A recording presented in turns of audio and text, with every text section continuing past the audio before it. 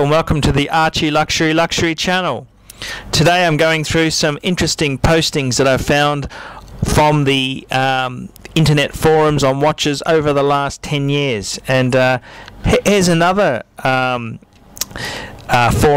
posting that I found really interesting, and it was titled "Memory, My Dad's Rolex." And this was posted in 1999, and it's quite an interesting story, and I'd just like to share this with the Archie Luxury channel viewers.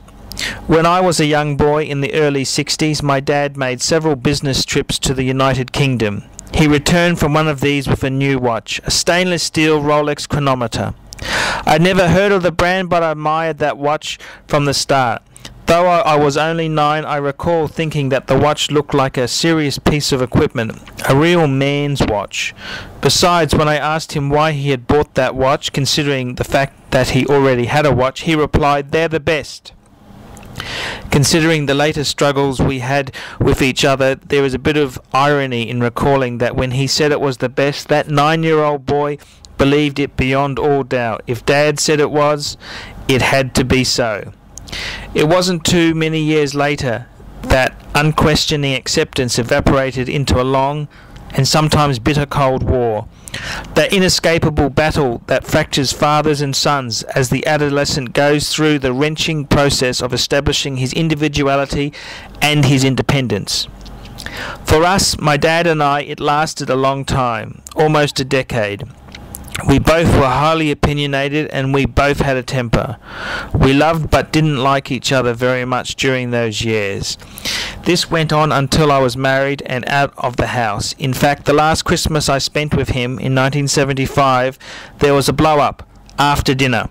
A few months later, my then wife and I moved to another state. While visiting my parents a couple of years later, I noticed that Dad was wearing a Seiko dress watch, and I asked him about the Rolex. He replied that he liked the smaller, more convenient dress watch, but I got the impression that perhaps he had just gotten tired of the other watch. Whatever the reason, the Rolex was consigned to the dresser drawer where it sat for 7 years.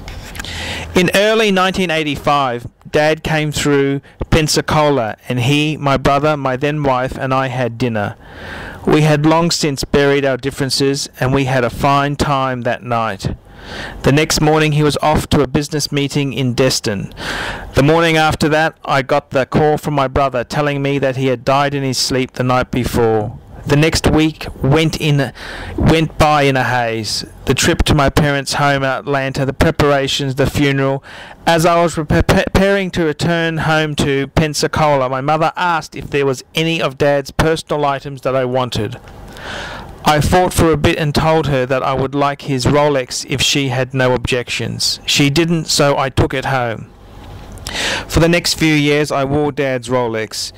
It was a way of connecting, the same mechanism that had been driven by his energies. His key was now being driven by my own.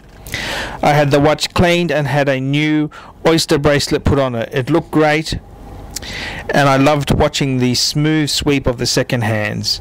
But after a while it began to stop intermittently. I had it cleaned and adjusted again, but 9 months later it stopped working reliably again. My local Rolex dealer said it would probably need cleaning every 6 months to keep working. At the time I didn't know any better and believed him. So I retired the watch to a desk drawer and went back to wearing Casios and Seikos. A few years after that, my wife and I were in a bad way. Our marriage was falling apart and our financial situation was desperate. I was looking for ways to raise money to pay past due bills. I sold my camera, then I sold my dad's Rolex. I'm not one to rue the past or regret that which cannot be undone. I did what I needed to do at the time. Simple as that.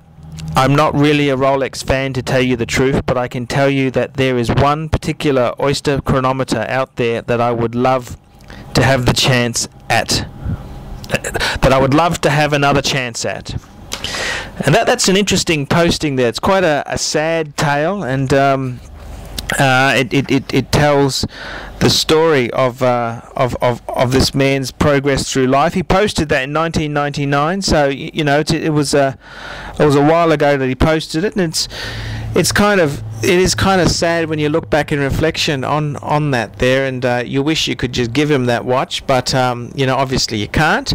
But yeah, that's how it goes sometimes. So very interesting article. Tell me, do you have any sad stories about a watch? Tell me the story, and I'll post it on the Archie Luxury channel. Thanks very much. Bye.